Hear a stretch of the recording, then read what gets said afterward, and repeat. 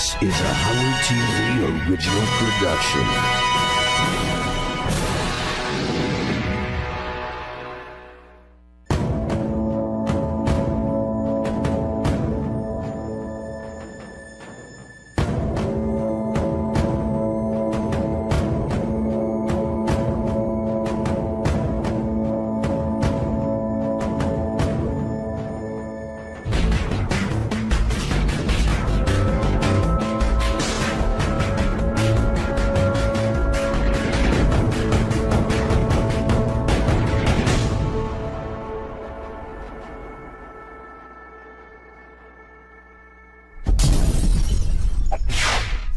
Well, what happened with Sal at the end of the show was a pretty unique thing. He got laughs. That's all. So I have this dance called the Booey dance, right? And people seem to like it a lot. So I said, hey, why don't I bring out the mask? It'll be funny to do in Lakeland. Originally, I was gonna do it at the end of my set. But Artie said backstage, he goes, you know what? He goes, why don't we close with it? It'll be really good. He goes, people love it. We get towards the end of the show. Artie brings up Sal. We discussed this. We had planned it. Everything was set.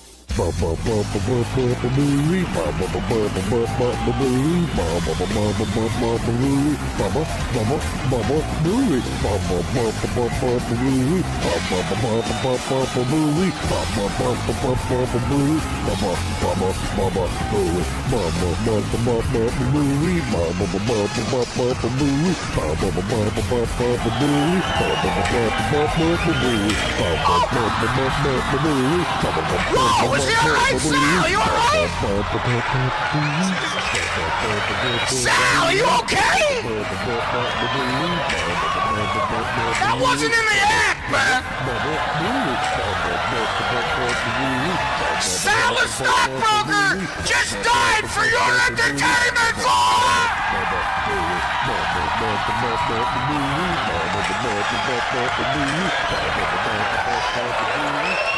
Sal, are you okay? All of a sudden, I didn't know I fell. You know, I didn't feel the fall. It was just like, boom. I was just on the ground. It was almost like a wall fell over me.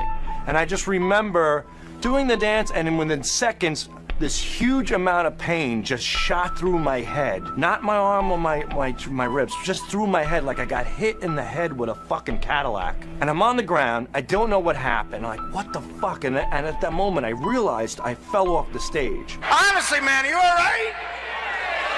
He's got that hard Sicilian head, all right? Wow, I fell off the stage, wow! Wow, I'm a quadriplegic, wow! At that moment, I realized I was fucked up. And I'm like, oh my God, what just happened, you know? And there was an orthopedist right in the front row, Dr. Schenkman, and this guy just literally jumped over, went past the security, said he was a doctor, and the great Dr. Neil Berliner was there too, you know? He came to my rescue. He's all right. Hey, look, you gotta give it up for Sal. That was the funniest ending ever.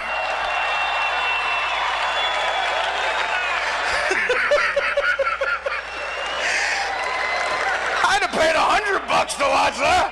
The show is basically over when Sal fell off the stage. You can't follow a homo breaking his wrist. That's the rule of comedy. Two things you can't follow in comedy: a midget blowing himself, a gay black guy throwing up, and Sal Governale breaking his wrist. You know what? Gary feels guilty because Gary chased him, and Gary, this is clearly your fault, man.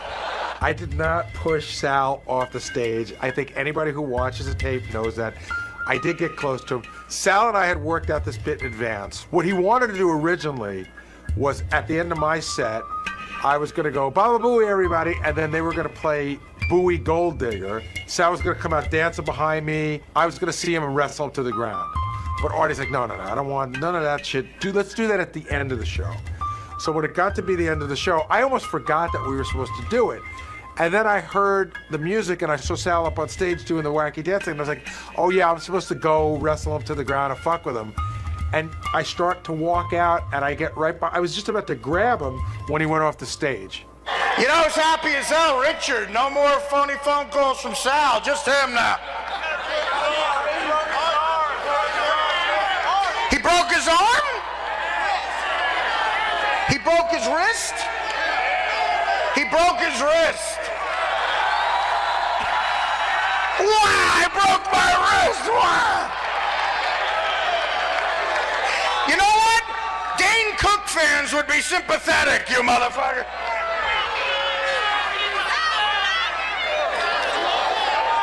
What? We haven't stopped filming, Sal. No, the greatest ending, Sal, would you to be get up here like Terry Malloy and On the Waterfront. I want Sal to come up to end the show and say goodbye.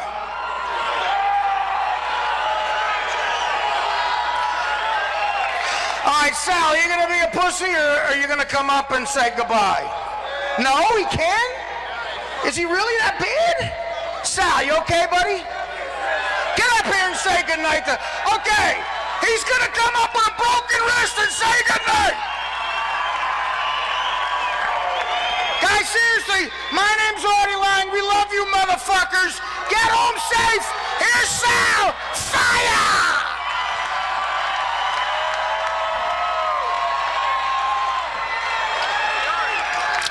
Sal has a compound fracture.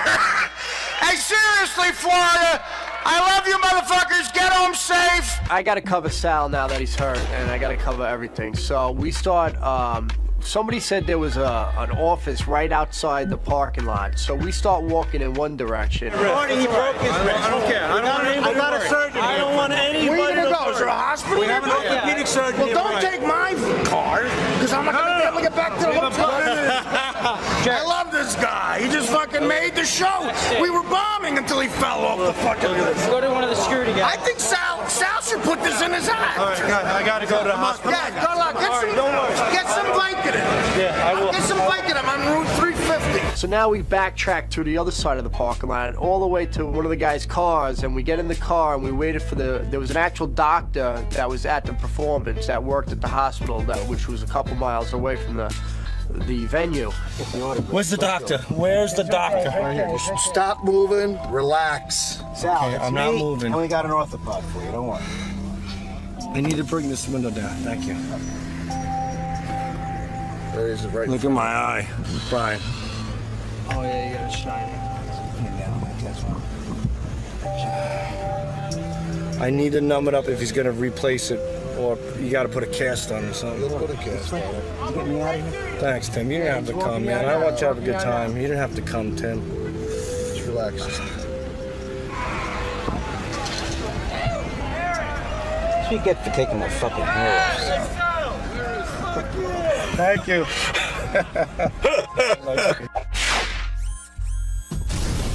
Who gives a shit about Sal? Let's hear that fucking laugh again.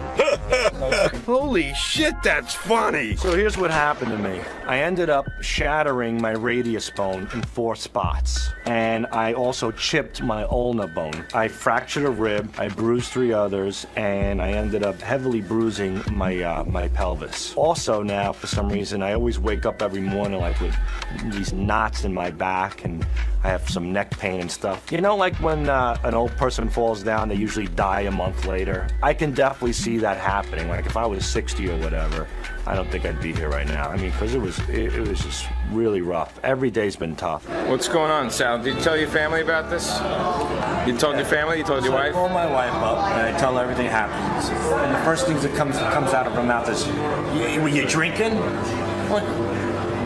I'm like, was I drinking? I fell off a stage with a fucking mask on in front of 4,000 people. Yeah, I had a couple of beers. And then I told her that I threw up last night from the medication. I had 2 shots of Dilaudid right here in my arm.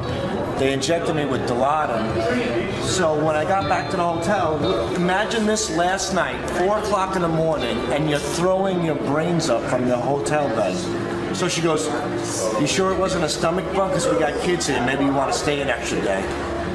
You know what? Just goodbye. Very good. Sal's wife's reaction to his fall hammers home that she doesn't like Sal, which puts her in a group that includes everyone else in the world.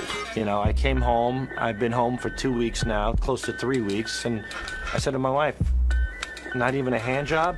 And she's like, well, look at you. So what about me? You know? That's her excuse. Look at me. Yeah, look at me. Look at me. Take sympathy on me. I'm in a fucking sling right now. I can't even walk. I got broken ribs. How about taking your hand out for 5 fucking minutes, taking it off the $1,400 pocketbook I bought you, and jerking me for 5 minutes? But once he found out it wasn't going to be a snap-your-finger process, I mean, they had to come out, write a report, and everything like that, and he just said, you know what, I'm going to bed, I'll deal with it in the morning. And then in the morning... He didn't deal with it. He still hasn't dealt with it. That's just odd to me. That's a fascinating man. I would like to interview him about that. Well, I would also... I mean, was his wife with him? Yes, his new wife was with him. And I believe that Sarah, Tim's assistant, was there as well. Right. Because they're all very friendly. Right. And it was, you know, it was a party. It was a Sunday party. I understand they went to brunch and they were drinking all day. And sometimes, you know, when you go the wrong way on the C train, you can get into trouble. You're so drunk you don't know how to get home. Right. He probably, like, was out of it. So, and not you know, one of them knew they were going the wrong way on the C train. Well, it was just the two of them. It was just Teddy and his wife. At that point. And, you know, when these packs of gangs, these groups, I mean, they can smell blood. I mean, they could see that Teddy was drunk. No, they can smell booze. And they can smell booze, exactly. So they pounced on their prey. They found, you know, that he was weak, and they got his iPhone. Yep. Luckily, he wasn't hurt. He had a little bruise on his head. But well, I still say you should call the police.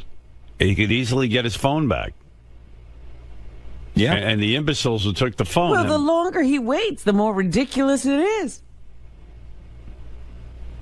Something's up with that story. I don't know. I don't get it. Maybe it wasn't a pack of guys. Maybe it was one dude. And one little dude, and Teddy's afraid to say that he couldn't defend himself. Why wouldn't you call the police for your phone? It's a $700 phone.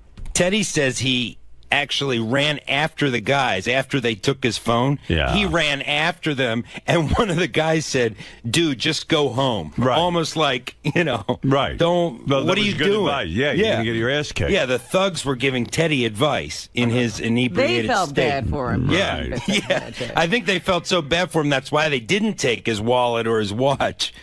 Well, yeah, that doesn't make sense to me either. The wallet and the watch. But, all right, I want to hear from him. But you bring him to me at some point. We'll give him a grilling. And I believe you covering the story when he goes to police and being part of the chase down with the police, you would be terrific go on the that ride. beat. Oh, yeah, we'll be there. You'll be on the ride. We'll be there for all of it. All right, real good. Okay, keep me posted. Oh, you know, while I got you here, let me ask you another thing. Sure. Did you do the toe fungus Gary report? I did not. That was a Lisa G. That's her beat. Lisa Gary's G. toe fungus. Gary's toes or Lisa's beat? Yeah, I got to tell you, because I was so curious when I heard that story, because Gary was at my house over the weekend. And, of course, he goes in my pool.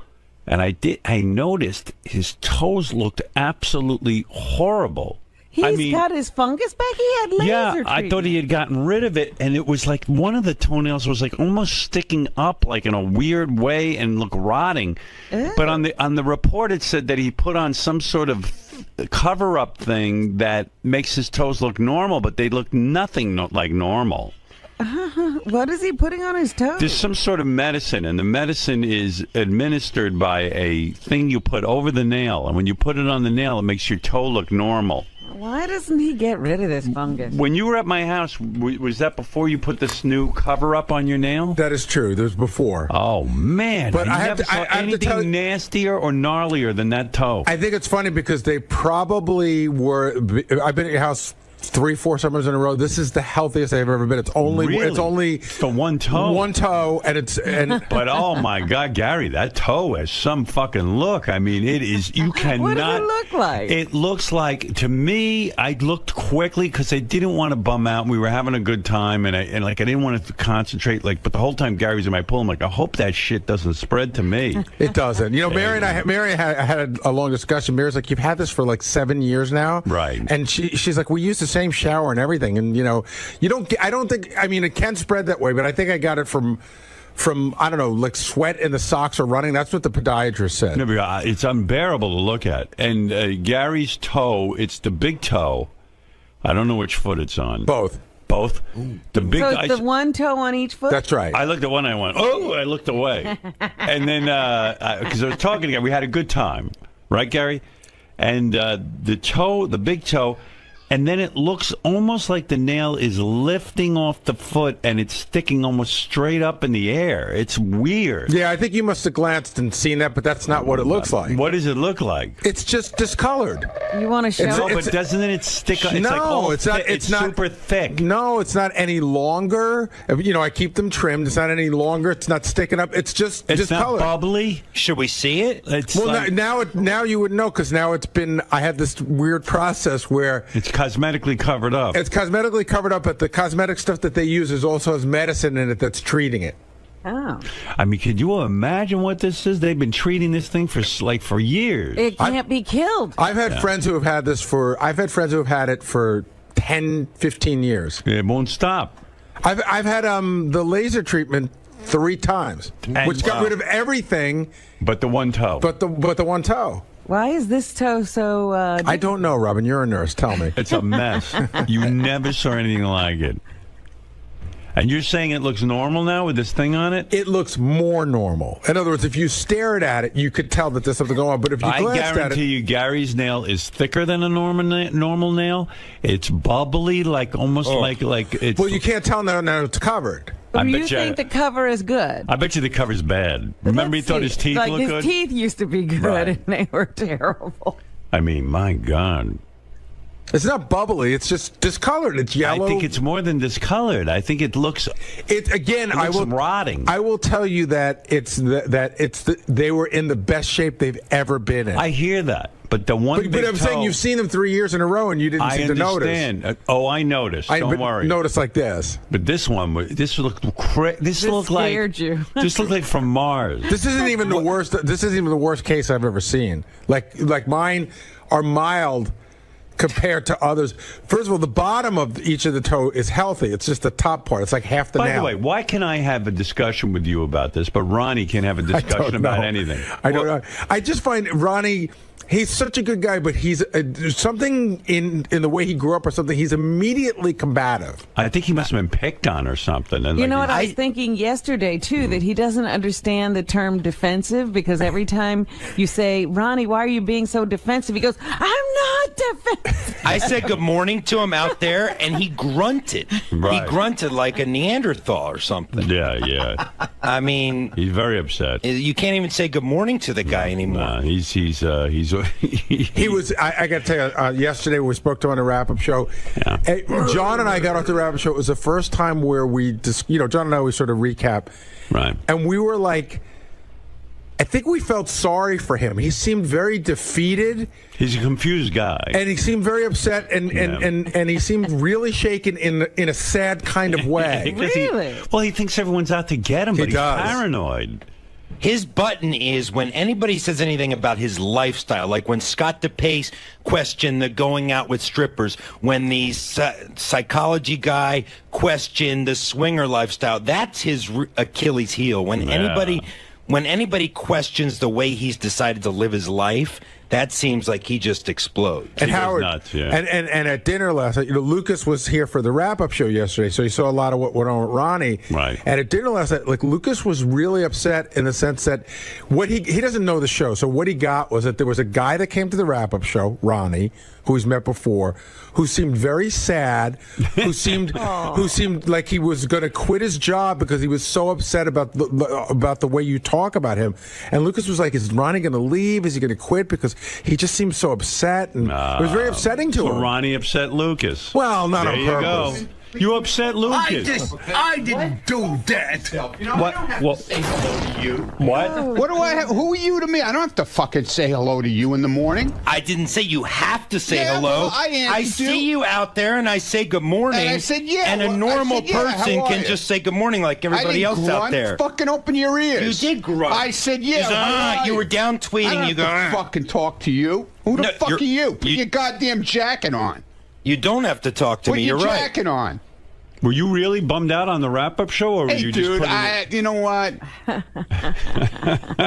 Give me a fucking break with you and being What am all I over my doing? case, you know? First of all, let me bringing explain these something. fucking douchebags in here to fucking rip my asshole apart. Do you think? You know first what? of all, I don't really care anymore. You do what you want. But can I say something though? My defense. Be my guest. Okay. Gary said to me with the Ugly app, there's a guy who developed an Ugly app. Please. But Here I'm we going go to with take that you now. no, but I'm going to take you through the history because I don't believe the extent of your paranoia. You're I so spoke. Look, you got I a spoke, problem. I spoke You've to got a real. problem. I spoke to real police yesterday. Real guys that heard this bullshit. Yeah. This guy. They hear guys like this every day of the week in the police academy, and they know nothing. Okay, They're all right. fucking book smart. That's all they are. They never spent a day on the fucking street. They don't know about security working with people. Okay. Fuck him. Okay. Okay? Fair enough. And fuck Wolfie, too, because half of that shit that was in that thing was written by him. He knows all. They all Gary, know did about Wolfie the show. write any of okay? that you know of? I'm telling you, Wolfie sent me an email this morning. And Fuck Wolfie. I don't want to hear about Wolfie. But hold on, Ronnie, he said to me... him. He said if he's a smirking face piece of shit. Okay? Fuck him. Can Gary get out a sentence? No. Oh. Wolfie just said, I fuck Wolfie. No, go ahead. What did Wolfie say? I'm curious. He said, I swear to you, Oh, yeah. I met this Everybody guy, swears. and he did a profile. He goes, I would, in no Profile. way, shape, or form did I write what this guy, the profiler, had to say. Look, and he I also don't said, believe- Club I don't foot, bel- him I and his don't- club foot shoes and shit. He what about a Fuck club him foot? is what his I have no idea what he's fucking talking club foot Club shoes he foot. wears. What are you talking about? That fucking guy was in here. He's a fucking douchebag. But I mean, listen. The profiler? Is that who you're talking Yeah, that's about? what I'm talking about. The profiler. But listen. The guy who listened to the show since 1985. That's how he knows about everybody here. Yeah, well, Fucking asshole. but I mean, he I said- could write the same profile. But Ronnie, here's my point about you. What are you looking at? Well, you're exploding. You're about to explode out of I'm your not suit. exploding. Ron, try to follow me on this, and if I'm wrong, I'm wrong. But the guy said really weird things about me too. But I listened, and I didn't Good. explode I'm because happy for you, man. I mean, it's true. I wear condoms, and he's saying that I have an intimacy issue with my wife. That's pretty insulting. But you've talked about that on the air. And so have you. That's what I mean. This You've what is talked this about guy- what is- security so many how does- times. So how does this? No, I don't. No, I don't. But I everyone don't knows you're the brag security about guy. what my fucking credentials are or anything else. You don't do that kind of shit. But you get so You angry. keep your mouth shut. You're the only one who gets angry. I'm going to stand there with my hand on my heart now. What the fuck is that? I don't know. You get so angry though. So say to the guy, "Hey, I don't believe Fuck that." him. I don't have to come in and fucking patronize him. Fuck him. And I heard the wrap-up show. Do you really think that I orchestrated the Ugly app so that you I didn't would say get a anything about the- 0.0? I didn't say anything about the You Ugly said app it on the yesterday. app, on the wrap-up show.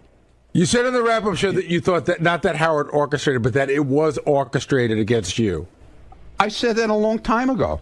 So I didn't every- have to say it but- on the so wrap-up show. you think every I bit is said it- orchestrated I said it about then. you? No, but I you said it back then, dude. He thinks every bit is orchestrated. Ronnie Why does believes everybody have that to get every him? bit. Yeah, because you know it fucking riles my ass up. I had no idea that you'd Yeah. get a 0.0. Whatever, dude. I don't care. How could anybody You predict know what? that? I'm going out in the hall. I'm doing my thing. Yeah, and because you left can't alone. handle it. Yeah, right. I can't handle Howard, it. can I make can't- a, you can go I- crazy. No, Can I make a because small these guys point? are full of shit. Somebody tweeted last night that yellow book, Security for Dummies, Yeah, and Ronnie and I retweeted it. Ronnie Man, that's my retweeted fucking it. handbook. He said, "This is my handbook. It's That's one of those right. yellow And you know Security what? for Dummies book." Can I It was finish? securities. It was for fucking. What are you getting so close It to me was for? the fucking stock market. It wasn't even real securities. Oh, securities. Yeah, it's securities, not stupid. security. Read Hey, the Howard. fucking. I was getting read the to cover that, of the but you book started right. to attack Fuck me. you! I didn't attack you. Put your jacket on. What are you doing without a jacket? This was an Don't impromptu come out visit here, in the don't come in here studio. without a jacket. I wasn't planning on coming God. here. Well, Can I- don't Howard, come can I in just without make a one small jacket. point? You know? Yeah, sure. You look Okay. like a bum. Ronnie on the wrap-up show yesterday said that they singled him out. I said, well, why would Wolfie single you out? He said, because it's good radio. And I made the point that they profiled Fred and wouldn't He's afraid of Fred. Wouldn't making fun of Fred might kill be him. good radio as well, but they didn't. Your security training has taught you that, Ronnie. They're afraid of Fred.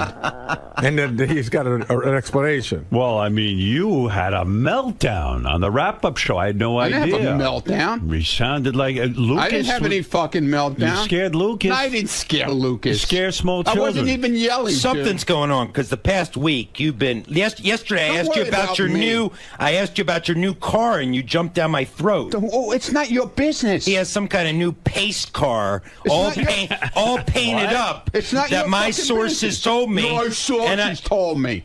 And I know who your fucking source is. There's one source here that knows about it. Who? So I know who your source is. Who is the source? I'm not revealing You it. don't, because I have multiple sources on this multiple sources. So talk about your painted up pace car. None of your fucking business. What do you mean a pace It's none car? of your fucking business. Ronnie, what is a pace car?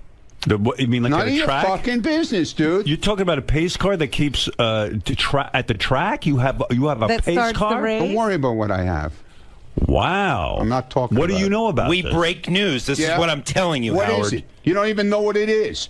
You fucking come to me yesterday and try and pull it out of me, and I won't tell you shit. Because I'm not going to give none up of your my source. fucking I'm not going to business. give up everything I Fuck know. your source. That you Fuck have him. some crazy Fuck your colored, source. painted up Yeah, crazy. No. pace car Yeah, I had in it your painted garage. like that, right? You stupid ass motherfucker. Well, then explain what it is. Why are you? I'm not explaining anything to you, man. I don't have to. Are you now an owner of a pace car? Don't worry what I am.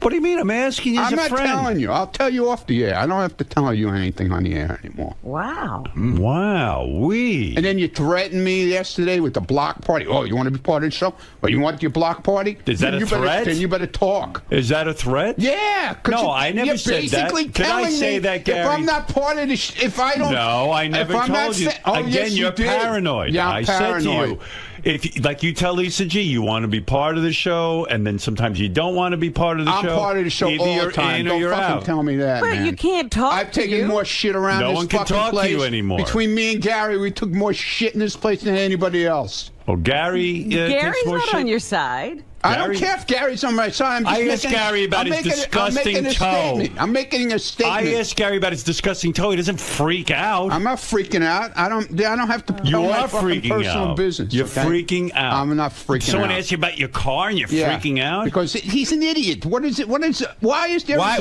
the personal why attacks? Why is there a story in that? So you're calling me an Because I idiot? bought a fucking car. Why is So there you're a story calling me in an that? idiot? I asked you about it too. What? I asked you too. What's a pace car? I don't wanna I'm talk. not good. So I'm an idiot too then, I guess. You're calling me an idiot. Whatever.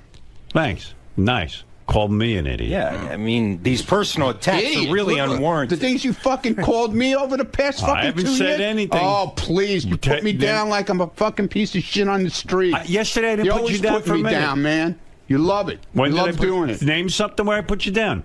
You just called me an idiot. So what do you? Whatever, dude. Because you don't have an example. I have plenty of I've examples. only treated you nicely. I have plenty of examples. No, you don't. Name one. I have plenty of examples. Give me an example. You're always fucking making fun with the security thing. I didn't say anything. Always. The guy man. profiled you. you. Put me down constantly. The guy profiled you. My security guy is fucking half the size of me. I How never do made a height how joke. How do I have a fucking guy like that with me? Did I make the height jokes? Dude, I've heard it a million times. I don't know. I don't know. I don't make the height times, jokes. dude. I mean, everybody I've else heard it does. a million times All from right. you. Everyone around here does. You don't hear it from me. Yeah, okay. I'm paying you and hiring you, and you're saying And I'm you're putting making you down. and you're making fun of me too, all at the same No, I'm time. not. It makes no sense. I but never okay. made height jokes. That's why I'm here. Go find one. Go find a height joke. I found him. Ever since we had the I roast. can't believe he's this sensitive. I'm you very you should have sensitive, heard him on the Robin. wrap-up show. You sound like Very a crazy sensitive. man. Yeah, I'm a lunatic. You sound like a lunatic. A crazy Guy asked you man. about the car. No, fuck him. I don't have to fucking answer him. What the hell? Do you hate everyone here who asks What's you it? questions? No. It's What's not like I asked you some No. incriminating question. Here, let me show you how he does it. Let me have this. That doesn't work. He walked. I don't. No. Oh, okay, I go just want to a little demonstration. Ronnie's holding a microphone. Okay. He wants a. This is radio, He Ron. walks up to you and he sticks this in your fucking mouth like this. He Go goes, ahead. Well, that's what's this I hear about this new car you got? Right. So what did you say? Mind your business. It's none of your business. No, actually, you said something much more profane than that. Like what? Get the fuck out of my face. I don't have to tell you about my car. Yeah, exactly. Why can't you just say? Do I ask you about your car, Ronnie? Why can't you just say I don't feel like talking about it? I do. That doesn't work with him. You just say, "Excuse me, I don't want to talk about it." Doesn't work with him. No, I stay on it and because he stays on it with that thing. He sticks it in your mouth. If it's an issue, like it's somebody's cock. If it's an issue that people back there are talking about, I heard you, moron. if this is an issue that people back there are talking about, then I am entitled to ask him about it. He's the newsman. He's got to ask. It's not news. But it is true. You got a pace car? People back there are talking about this. I'm not embarrassed. Why won't you talk about your pace car? I ain't fucking embarrassed. Why won't you talk about your pace car? It's a great fucking car. It's a collector's item. So tell us about it. No, I don't want to tell you about it. Because it's the way you handle it. When you walk up to somebody and say, hey, listen, hey, Ronnie, you know, I just heard something from somebody that you got this really cool car. No. Instead, you walk up and shove this cock in my mouth and go, cock? When did it become a cock? He loves. You think it looks like a cock to you, and you think that's right, and he's tempting me with his cock. That's his cock. So you want me to get another microphone that isn't a phallic symbol? Is that what you're saying? I talk to Lisa all the time. She doesn't walk around with that thing. But you stick it in everybody's mouth. Well, that's because you have ulterior motives. So what is this? You bought a pace car. Do you go to the track with it? No. What, you drive it around town? It's a car. It's a regular car, but what does it have? Stickers all over it? It doesn't have stickers all over it. What does it say on it? How does one distinguish that it's a pace car? Because it says it. It says pace car. Indianapolis 500 pace car. Now, this is a car that you drive around in every day? No, when I feel like taking it out. Is this in addition to your other cars? Or yeah. It is? Yeah. It's a collector's item. It has collector's insurance on it, everything. Now, what's so special about a pace car in the sense that it's... They only made 500 of them in that year. And why do you like this so much? Because I like cars, okay? Do you feel that people... You like your things, yeah. I like cars. Do people that feel... That bothered you too, I know that. No, I'm asking... I didn't do anything. You were doing so good, Ronnie, up until that. Do you feel people will think you're... I feel shit coming on. No, I'm asking you... I'm paranoid, but remember? let it come on. Don't just anticipate it. Do you feel people will think you're in the race car business if you drive a pace car? I don't care what they think. Doesn't it appear that you're in the race car business? No, absolutely not. Mm-hmm. That's it. That's the only question I had. Good. Do you wear a jumpsuit when I wear a jumpsuit. Yeah, I wear a jumpsuit, a crash helmet, racing gloves, with a microphone. I don't know anything about with my pit crew. I don't know. Is this common that people drive around in pace cars? No, yeah, they make 500 of them. It's a collector's item. People like to buy them because they're really into it. I'm like Jay Leno. You know, I collect cars. It's a replica of the car that was actually used maybe that year. Oh, it's a replica. Yeah, it's not. It wasn't actually used at the Indianapolis 500. They made 500 of them. I see, and it's a special thing to walk around with a special pace edition car, right? And it says pace car on it. Yes. And then people will look at you. Yeah, it draws a lot of attention when you're driving it down the street. That bothers you too. Your hair draws a lot of attention too. You know that, right? Your hair? Yeah, his hair. He's got this whole thing going on. He won't admit he dyes his hair. Everybody knows it, but Ronnie, he's just trying to push my buttons. No, do you dye your hair? Let me I unequivocally do not. I unequivocally do not dye my hair. My fucking buttons, Mr. M26. And look how defensive he gets. Look how gray it is on the side. There's no gray. Your fucking eyes are popping out of your fucking head. Look how gray it is on the sides. Okay, if I you leave a little bit. That's the whole idea. You are not going to rile me up, Ronnie. Look at my mustache. Look at all the gray I leave in it. You're scaring me with your laugh and the fact you're so close. Listen to me.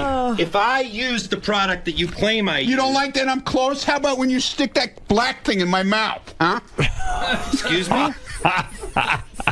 If I used hair color, it would be a much better color.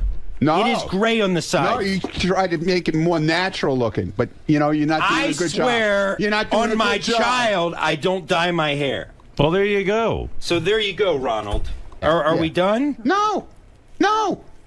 You always attack. You came in here. How attacked is it me. attacking I was you? out there minding my fucking Ronnie, business. how is it attacking Oh, wait, you? here's Wolfie. Let's find out. I'm not talking to him. Hey, Wolfie, No, how you I'm doing? leaving for this part. What is it, Wolfie? Sorry. Here he goes. Sorry. Oh, Yes. you're such a baby. Yeah, Just I'm a listen to baby. Wolfie. Yes, I am. So what do you have 'Cause to I say? don't Maybe he wanna wants to talk to an idiot. apologize to No, you. not him. He's a smirk, fucking smug.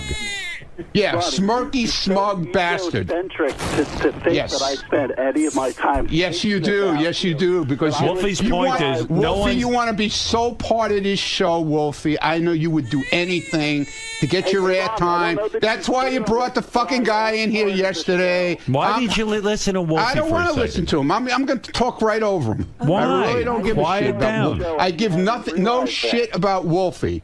When we do our block party shows, he covers it in Pennsylvania. He'll only turn in interviews that talk bad about me.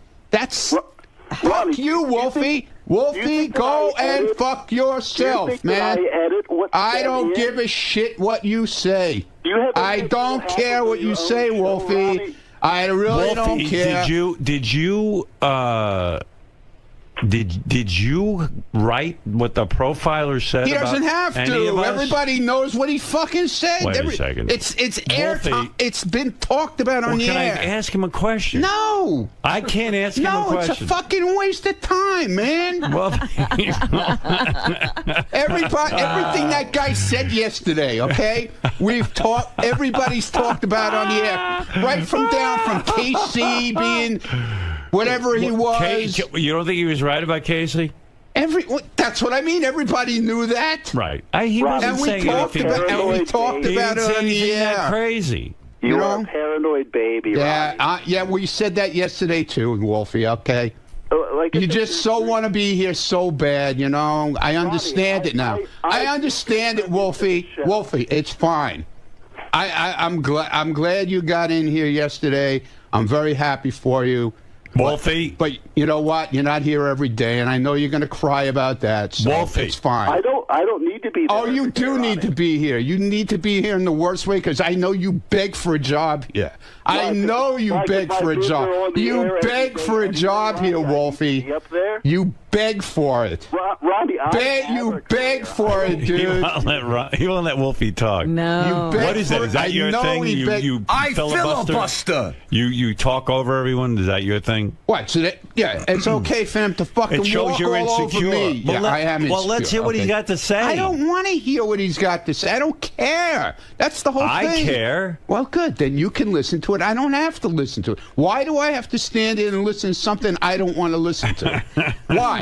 Why do I have to listen to it? I don't have an answer for that. I could be in my pace car. Yeah, exactly. All right, Wolfie. All right. I can't hear what you're saying anyway, so... Have a good day, Wolfie, and you'll keep trying to get a job here. Marianne from Brooklyn, you're on the air. Hi, Howard. This is the best ever. Ronnie, you know I love you. Howard, he stands up. He's 60-something years old. He watches you back at AGT. I'm watching him from the box. I don't have a problem with him. He can't communicate with anyone. A guy comes in here. Fine. Ronnie can't handle talking to anybody. I never saw anything like it. It's old school. He was born he's more like my age, and he feels very defensive, and I think everyone's sort of picking on him. Maybe you're right, Joe. Go ahead. You're on the air. Ronnie, you are such a baby. Yes, I am. Of course. Ronnie, here's my point. Go ahead. Man, you bust balls around there nonstop. Somebody...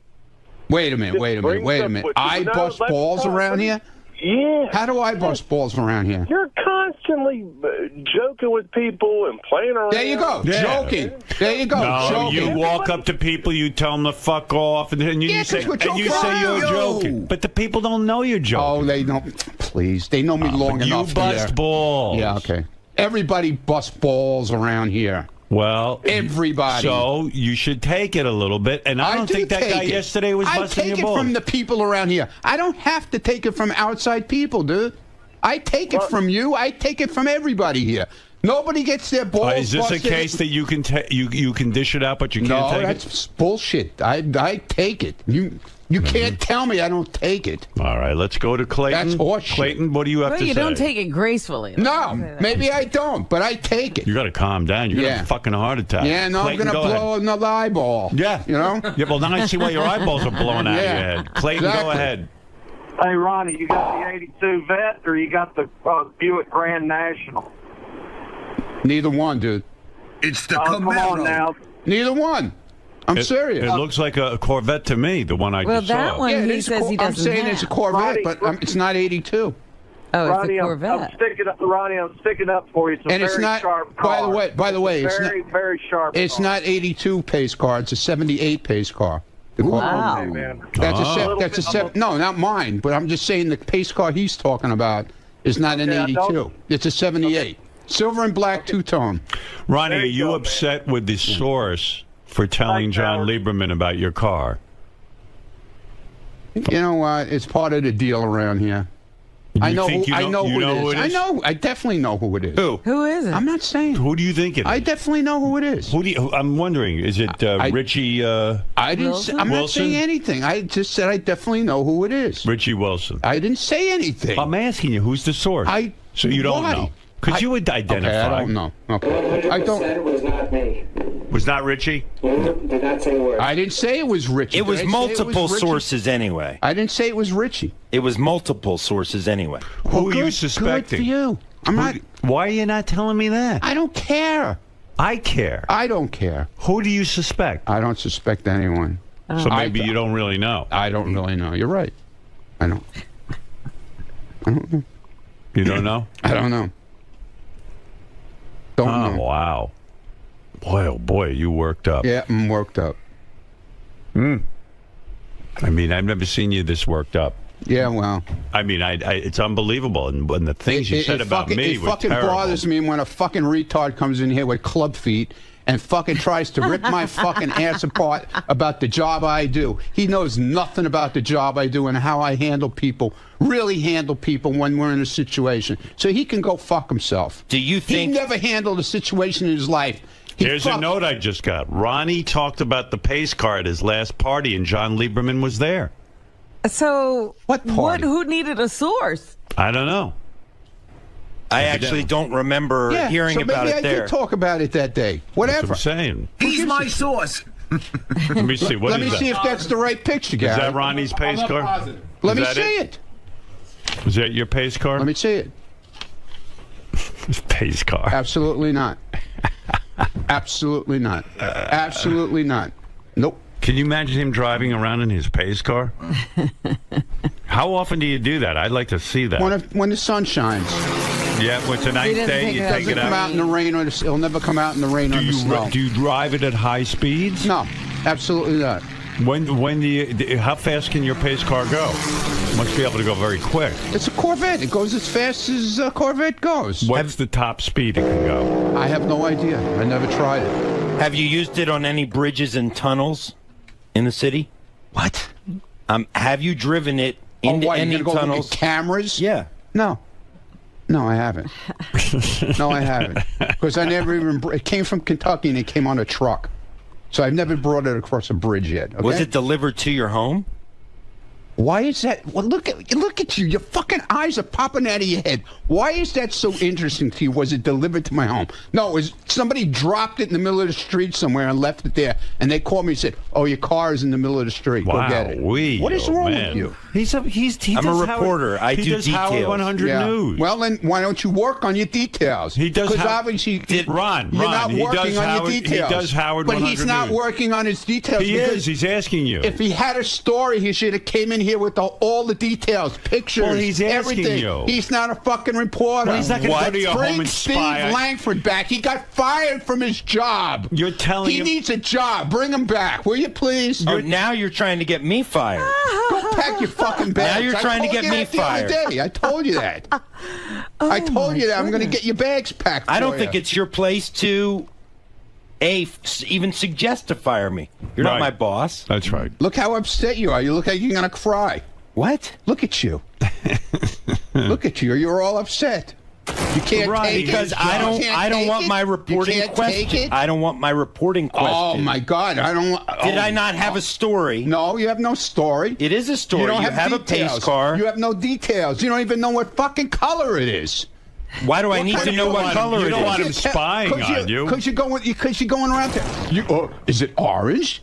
Is it pink? These are called questions. Reporters ask questions, Ronnie. Yeah. He doesn't know all the answers. He has a source, Before he comes in and makes a statement, he should have the details. What? He's a reporter. But he's asking you. You're the guy who runs the car. I'm telling him shit. Look, I'm not going to break down the fundamentals of how to be a reporter for you, okay? If I won't tell him the details, isn't it his job? All right. Wait. This is crazy. Isn't it his job? Crazy. Isn't it his job to go out? If I won't give him the details, Ronnie, a report. He's not going to go spy on you, dude. It's not. Well, now I might. He just asked you a couple of questions. You're getting so fucking defensive. Let me guess. You want a portion of the guy's book proceeds from yesterday, right? Just like you want some of the ugly app guys. I don't want anything from him. Believe me. Listen, at the last thing I want is something from him. I have to go back to work and work. Put your jacket on. Go find out what color my car is. Go ahead. Oh my God. Go ahead. Do some work. You really want me? Do some work. Go ahead. Sounds like a challenge. Yes, you'll have to break into my garage then, and then you'll go to jail. There are other ways. You'll go to jail. There are other ways. You'll go to jail. He's going to sit out and watch and with a camera and photograph you. You don't want that. I got people everywhere. He's going to stake you got out. people nowhere. Brian, go ahead. People everywhere. Oh, listen, will Lisa G please fuck Ronnie? By the way, I'm pent up. I would love to have that all go down too, because that would be great. All right, thank you, Brian. Listen, Ronnie, thank you. You're welcome. Have a nice day. Thank you, John Lieberman. Have a nice one. I still say John's a great reporter. I'm sorry, Ronnie. That's good. I'm glad. All right. I'm happy for you. Wow, that was some interview. He's amazing. Oh, my God. Oh, yeah. Anyway, I was trying to tell you about Gary's toe fungus, but I do have to... That got gobbled up in the Ronnie I sure did. What is it, Carl? Hey, Howard. Ronnie's a bitch, man. Who flies off the handle like that as a security professional? Think you got off-duty cops with you. He would get rolled up in a heartbeat. He get that handlebar mustache punched right off that fucking face if something really happened, man. Thank God you got real cops with you. All right, listen, Carl. Thank you. Thank you. He'll come running back in here screaming.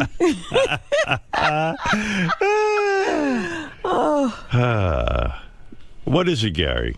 That's the car. Oh, that's Ronnie's car? It's got more than a decal on it. Oh, my God. It's a whole those thing. cars are really painted up. Official pace car, and then it's got Corvette written across the glass. Because I forget what Everything kind of car it Ronnie's is. name is on the car. Yeah. Fred, you were into cars. Do you understand this at all? I don't get the whole Indy car thing at all. Right. I mean, I think it kind of looks retarded. You think it's silly for a guy that age to be driving around? And he's got that in his garage now. I don't know. It's kind of like, it's like an adult version of like a Power Ranger or something. What does a thing like that cost?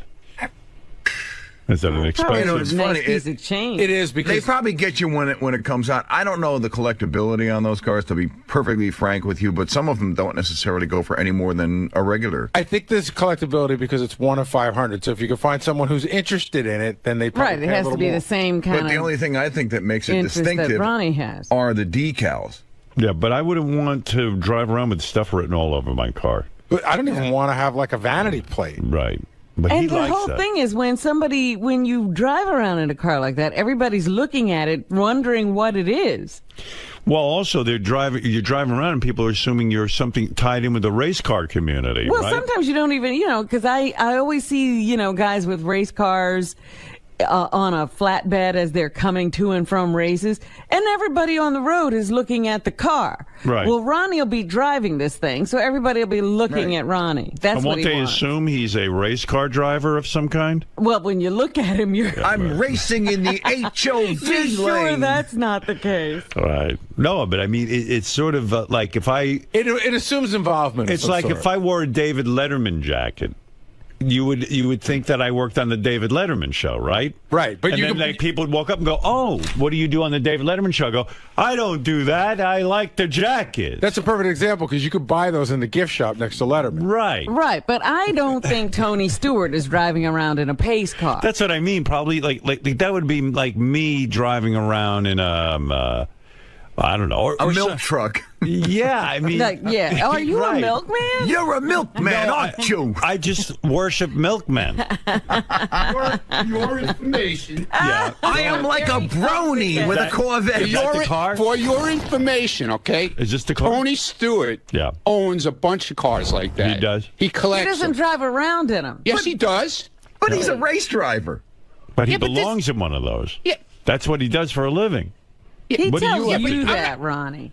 What are you talking about? In other This is- words, let's say I like the milkman industry, and I drove around in a milk truck. Why is this such a... Or one of those ice cream trucks. I love the ice cream. Why do you buy every new phone you that sell comes out? Mr. Why do you Salty? buy I every buy a new new fucking phone because I want to be up this on the is latest something- technology. this And is it also something you works. like, Yeah. okay? This is something I like. Right. And that bothers you too. See, I don't get that either. No, I'm trying to understand No, it that. bothers It doesn't you. bother because me. you're making fun. You're making fun of it. I'm not. I'm asking. You are. You're making fucking fun of it. You assume it asking. bothers you. You assume asking a question. You owned a Corvette for 3 days and you got rid of it because didn't like it's it. not your thing. Right. This is my thing. I like cars. I'm sorry it bothers you so much.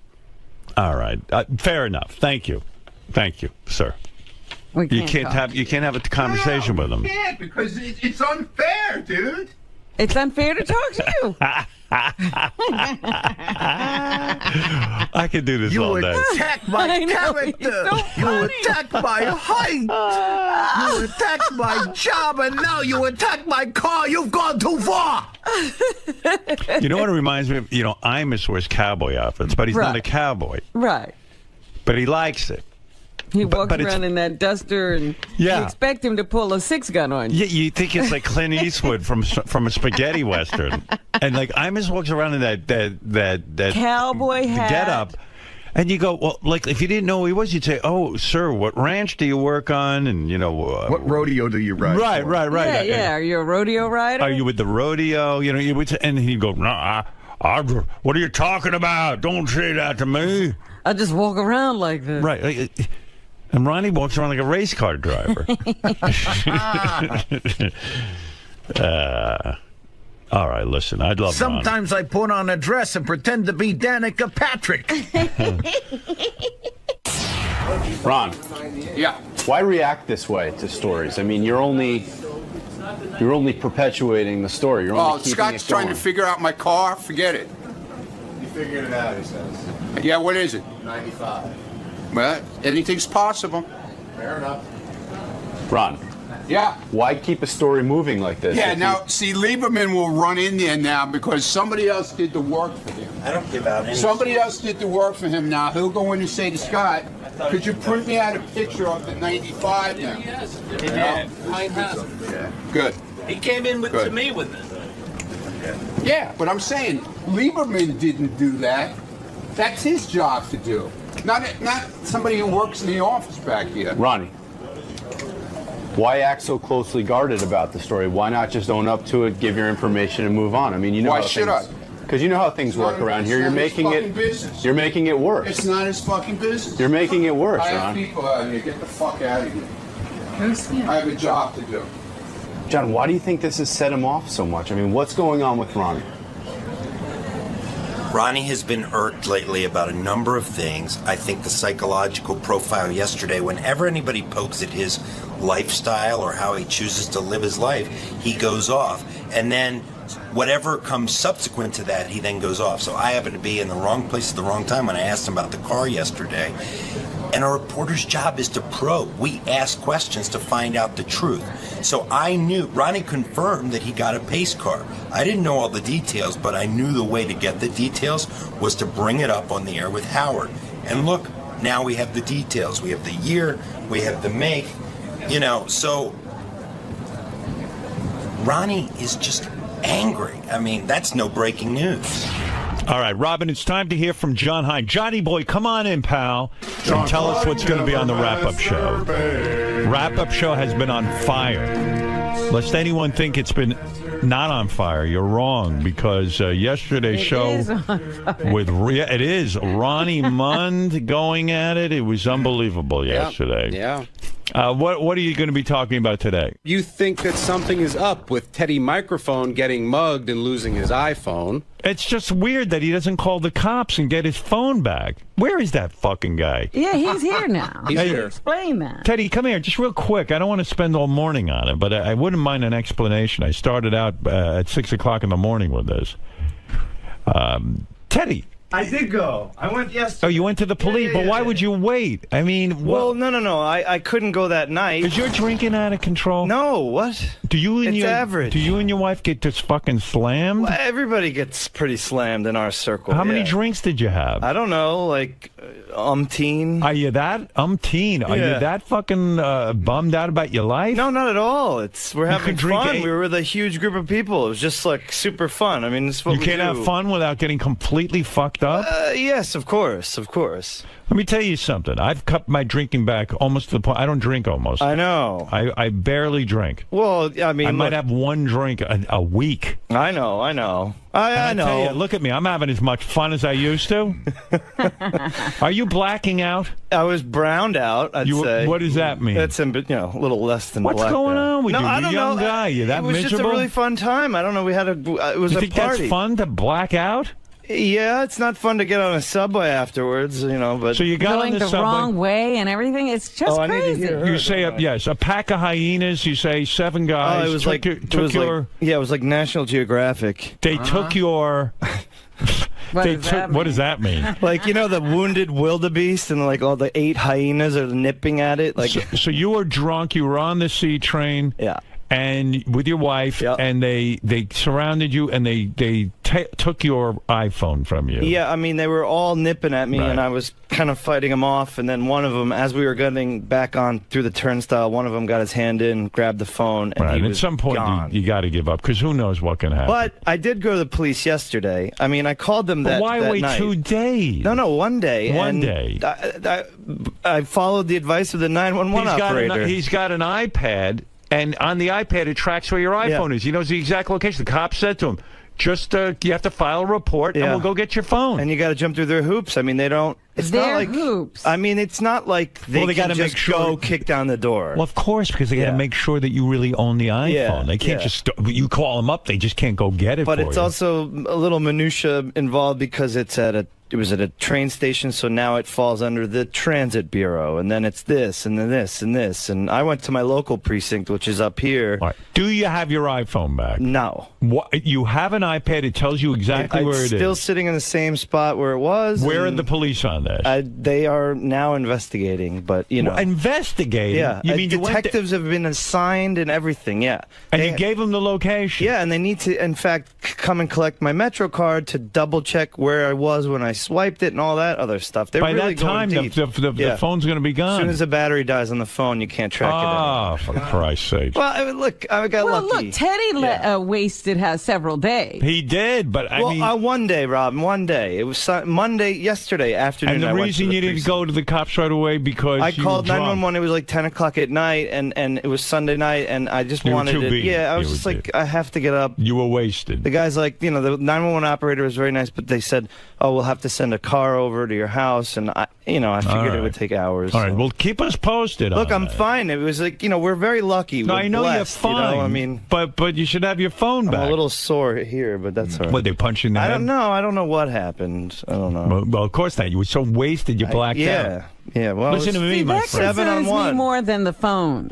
Listen to me. You know, that you put yourself in danger. I love these people who decide that they can go and be out of their minds and nothing's going to happen to them in a big city. Now Robin's upset with you. I'm sorry, Robin. That's right.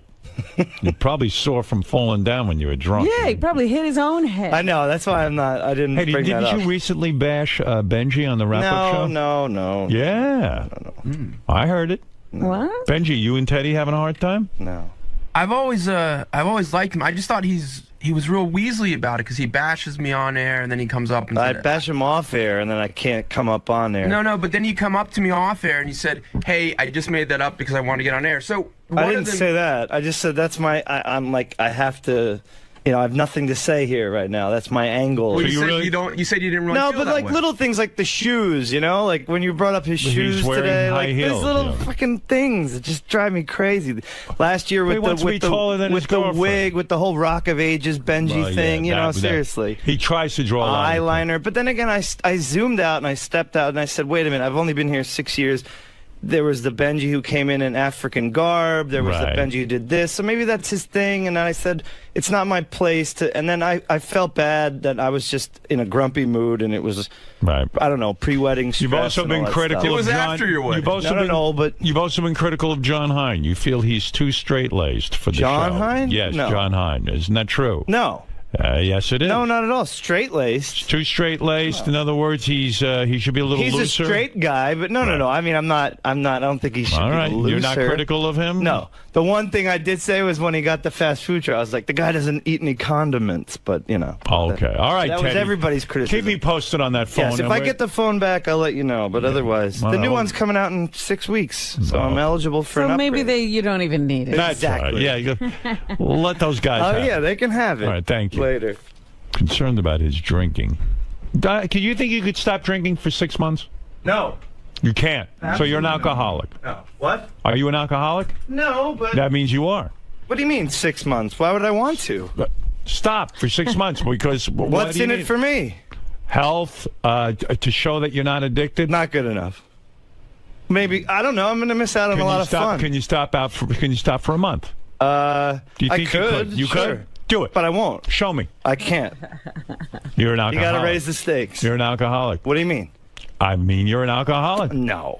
You can't quit for a month. I can. I can do anything I want. I can do anything I put my mind to. Quit for a month. No. Why? Because why? Because I'm having fun. Having fun. Yeah. Do you I'm have having any an other awesome kind of time. fun? Life without booze is not fun. Exactly. I'm not going to lose my arm. And let's go, baby. All right. Okay, you might have a problem. Well, we'll see. I'll cross that bridge when I get to it. All right. I know you've been right about a lot of things. Right about You're from- everything. I know I'm you're right, America's I know. judge. I know. All right. Thanks, Goodbye. Teddy. Right. Right, Robin? Right. Right. See, even Robin agrees. Teddy, microphone. Sir. Mm-hmm. Obviously a tumultuous Sunday for you. Yeah, no big deal. I mean, I think I had it coming. I got robbed of my iPhone, and I did go to the police yesterday and filled out a report and, you know, started the whole minutia really jumping through all the hoops. Why do you say that? Why do you say that you think you had it coming? Oh, man, I was an easy target. I was like, you know, blacked out drunk on the subway and going the wrong way, and then I don't know. I mean, I probably just, you know, stuck out, and I'm sure, like, look at this idiot, and, you know, whatever. I mean, it could have been a lot worse. They didn't get, like, my wallet or my watch or her engagement ring or anything like that, so, you know, it's just a fun. The whole thing's actually rather embarrassing, so.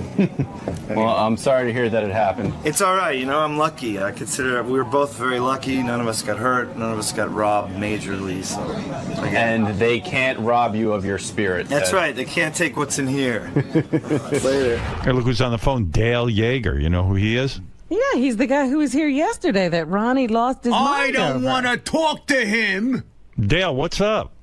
Hey, Howard. I'm sorry to bother you, but I heard earlier, I'm listening to the replay of the West Coast show. Yeah. And I hear Ronnie making a statement which is absolutely ridiculous and asinine. Which one is that? Well, he made a statement. He goes, well, I've talked to real police officers, and they say they know these guys. They're all book smart. They hear them at the academy. Howard, I've been operational in the field. I'm operational now. I work on cases. I'm in doing interrogations. I'm not a guy who's just some college professor that stands in a room and gives theories. No, I tried to tell Ronnie that, but he won't listen to me. Ronnie's screaming too loud to listen. And you know what blows my mind is, of all the profiles I did, and I actually did one on Robin, but we didn't get to it, but of all the profiles I did, his was the shortest. Right. And he got the most upset. You know? Yeah, I still don't understand what he got so upset about. I don't either. And that's another thing, too. I wanted to clarify. I said that I believed, and again, it's not definitive, I believe that he, in his past, has done swinging because of all the stripper things. Well, swinging is when you have more than one sex partner at a time. 2 people or more. Mm-hmm. I don't think he understood what the definition of that was. I just wanted to clarify that. All right, Dale, fair enough. All right, thanks. All right, thank you. That's Dale Yeager, who is a professional profiler who got into a huge fight with Ronnie yesterday. Yeah, well, he's probably set Ronnie off again. He might have. I don't know. It's very possible. Ron. Yeah. Now that you've had some time to think about things, Yes, we played that. What? have your feelings changed now that you've had some time? No. Feelings changed about what? The guy's a fucking professor. Well, he said he has done some field work. He has. Yeah, he says he's still in the field, giving lectures. That's not the field. It seems like you're giving him a lot of power by not answering to him. He has no power. I talk to real police officers. They know about guys like him. They laugh at him. What else is in the news? What do they do? They laugh at him. How do they do that? Starbucks, Macy's, and other. Stop turning the radio off. I can't hear you. What did they do? They laugh at guys like Dale Yeager. And how do they do that? That's scary, man. That's right. I wouldn't come near Howard if you were Yeah, it's like a fucking Creedmoor laugh. You know where Creedmoor is? Huh? You know where Creedmoor is? I'd imagine it's about 2 feet in front of me right now. You never heard of Creedmoor?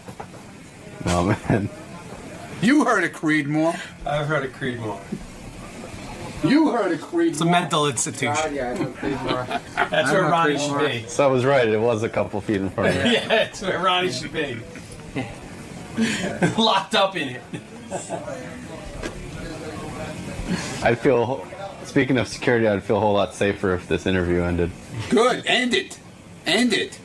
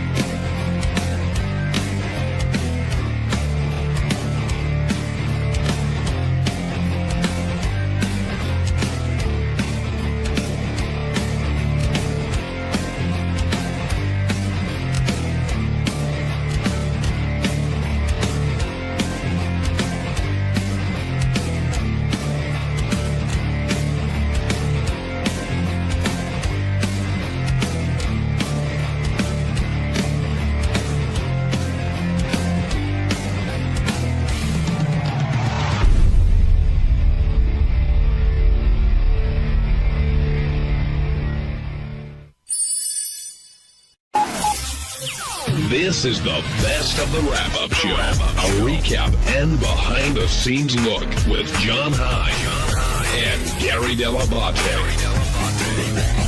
The best of the wrap-up show begins now.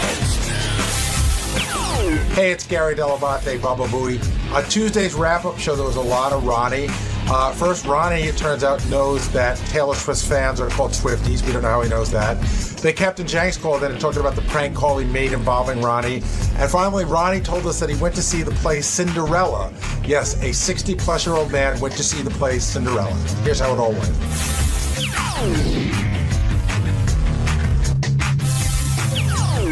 Another argument that we had, sort of, I wouldn't say argument, but discussion we had before the show, and Howard picked up on it during the show, was about Taylor Swift singing along to all the acts.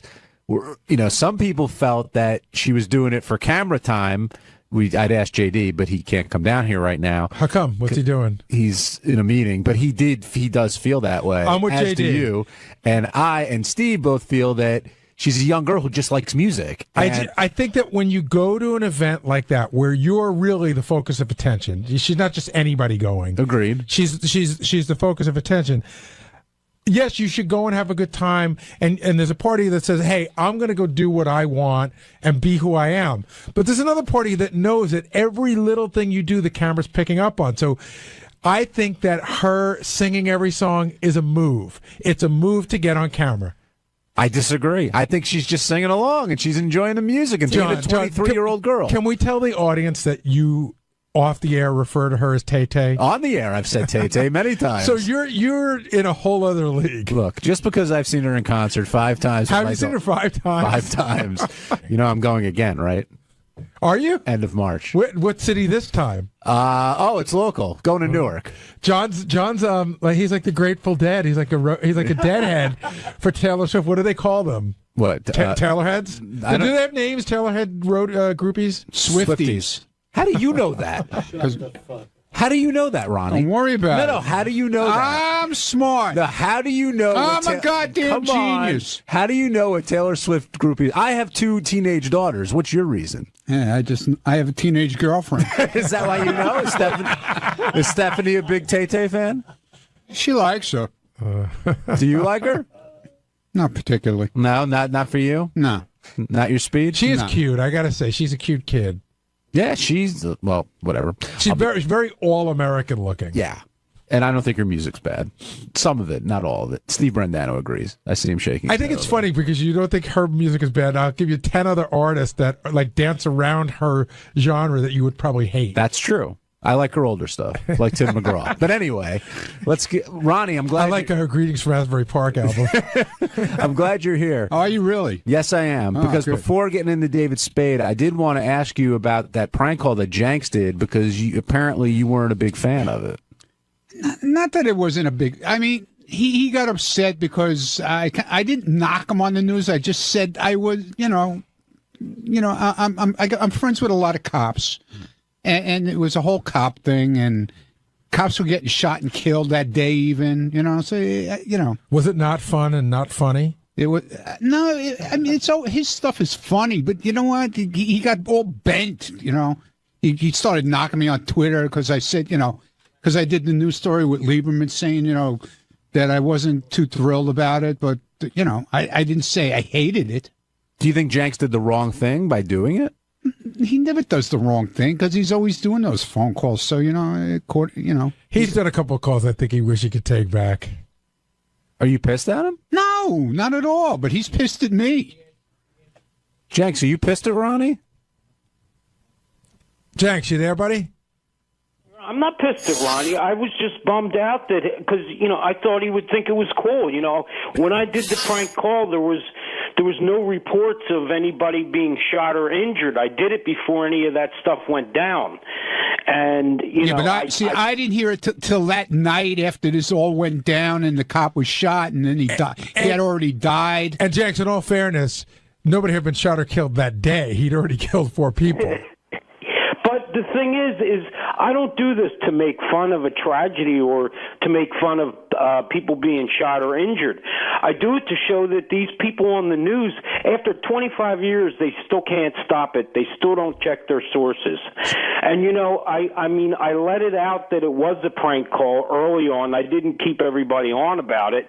And I kind of figured, Ronnie, it would be good for the block party. And I just could imagine all the phone calls that you must have fielded within the first 10 minutes after me doing that call. I agree with Jenks, by the way. I know he does these during some pretty weird tragedies, but to me, it's always a mad rush to be the first to get the scoop, and it almost seems like these news organizations care so little about what's going on and care more about getting the person on.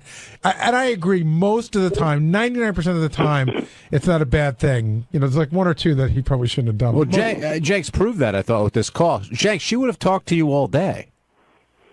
What's that? She would have talked to you all day, it sounded like. Yeah, but I kind of got nervous because, again, I was thinking, well, you know, if there are people, if you would have watched it that day, you heard that the reporters and everything, they were getting in the police's way from doing their jobs. So, I mean, you know, me doing a prank call to that show was probably just, you know, I think, you know, was just comical. It was just to show that these people were so willing to put anybody on the air without checking any sources that you know, I mean, I could at least get through and do it. I just didn't want to string anybody along. You know where I thought Jenks used to shine for me? Jenks, what is the Philadelphia version of, I guess up here, it's called the DOT. What is like the Department of Traffic, like the roadworks people? What are they called? Right. It's called PennDOT. PennDOT. Every single snowstorm, he would call as the head of PennDOT and always get on it. I would think, how do these people not know who that is and what his number is? And he would they go, now from PennDOT, we have this guy. They put him on. Jenks, you're a master of your craft. But, Ronnie, you're not mad at me, No, right? I never said I was pissed. I just said, you know, if you listen to Lieberman's story, I never said I was pissed. You weren't pleased, though. But I just wanted to make sure you didn't have a problem with me because I'd be bummed out. I was bummed out that you didn't like it. It's not that I didn't like it. I'm saying it's not that I didn't like it. It was just, I don't know. At the time, it just hit me the wrong way. I don't know. All right. Thanks, Jenks. We're all good. What did you do for Valentine's Day? What did I hear you saying? Hey, listen, you're going to Taylor Swift. I went to see Cinderella. I'm going with my daughters. What did you do for Valentine's Day? I went to see Cinderella on Broadway. My God. How was it? Why? Because that's what Stephanie wanted to do for Valentine's Day. She's into Cinderella, I guess. I don't know. She thinks you're her prince. Yeah, I am. I am a prince. I got we sat third row. You know, I was a prince. Someday her prince will come. Yeah. How was exactly after I'm gone? What'd you think of the show? It wasn't that terrible. I didn't fall asleep, so it wasn't that bad. Actually, they added a little humor into it. How so? And they made little jokes here, here and there. I got to ask you a question. Good. I'm not being facetious about this at all or anything. Were there mostly kids at the show? No, absolutely not, dude. It was all adults. Really? Yeah. I wonder why. And it's not even open yet. It's in preview, and it was sold. It's been sold out for date. Really? Who's in it? Anybody big? Any big names in it? Not that I know. Not even in my day. No Angela Lansbury. No, there was somebody. I forget who it was. I recognized one name. Did they cast well? Was Cinderella? Yeah, she was hot. Yeah, she was definitely hot. Did she look good when she was working the house, or when she became, Oh, when she became Cinderella, she's in this hot gown. I'll tell you what, though, the effects, the live effects that they had on this show are amazing. Yeah? I mean, like, the dresses, they like, changed right in front of your eyes, and you didn't even know they changed. Like Kelly Clarkson's dress at the Grammys. Yeah, exactly. They just spun around and bang. They were exactly. It was crazy. And I'm sitting like 3 rows back, and I'm trying to figure this out. You think it'll make it on Broadway? It's opening March 3rd. I understand. Do you think it'll stand the test of time? I think so, because a lot of kids, they're going to take a lot of kids to see it probably. But you said it was adults. It was adults. There was there were some kids there, but I'm telling you, it was mainly adults. Cinderella. Happy Valentine's Day. Yeah, it was great, man. I'm sure Stephanie must have been thrilled, though. Oh, please. Unreal. On Wednesday's wrap-up show, we talked a lot about Mark Cuban and him entertaining Shark Tank pitches from the staff. So Richie Wilson came in with his winning pitch, but Tim Sabean came in with his losing pitch, and Scott DePace came in to explain why he didn't pitch at all. Lots of fun, as always, on the wrap-up show.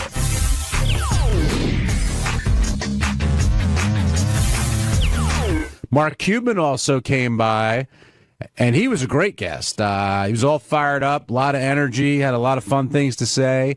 And then he had to sit through those pitches of Tim and Richie Wilson. I want to talk to Tim about his failed pitch. I want to talk to Richie Wilson about his successful pitch. I think everyone was surprised that Shittens ended up going over well with Mr. Cuban. Yeah, I think Tim was bummed out. I know he believes in his idea. He was excited about it. I wanted to pitch his other idea, which is a leash for a television remote. I'm sorry to give that away, Tim, but You're talking about the thing like whenever you go to the shittiest hotel in the world and they have the leash on the remote control? Gary, like don't let him know that.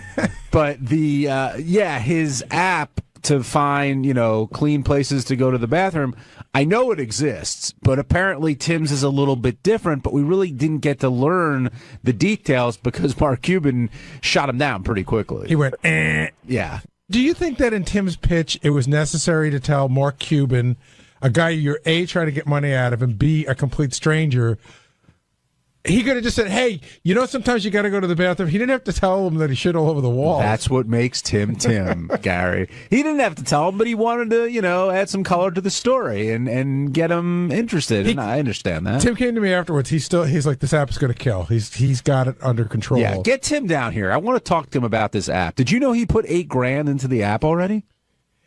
He told me 4, but it's going to take another 4 to get it to where he needs it to be. Oh, okay. So I figured it was the other way. He said 8, which means he's probably put like 16 into it. No, but the thing that I didn't know how to say this to Tim because even before he went in, I was getting texts like crazy or IMs like crazy that there's like 50 apps that already do this. But Tim was saying that they're not interactive, but I haven't seen them. I would think they would be. Yeah. In other words, if you're going to go look for a bathroom, it would seem like you just Instagram a picture of a clean bathroom.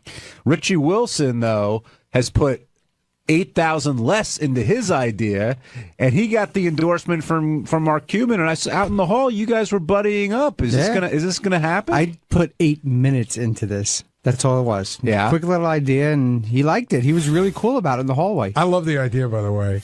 As a frequent user of Man Groomer or whatever you call it, it's a great idea. Were you surprised that he went for it like that? No, because everybody I spoke to said it's a good idea. Like, I haven't heard anybody, no pun intended, take a shit on it.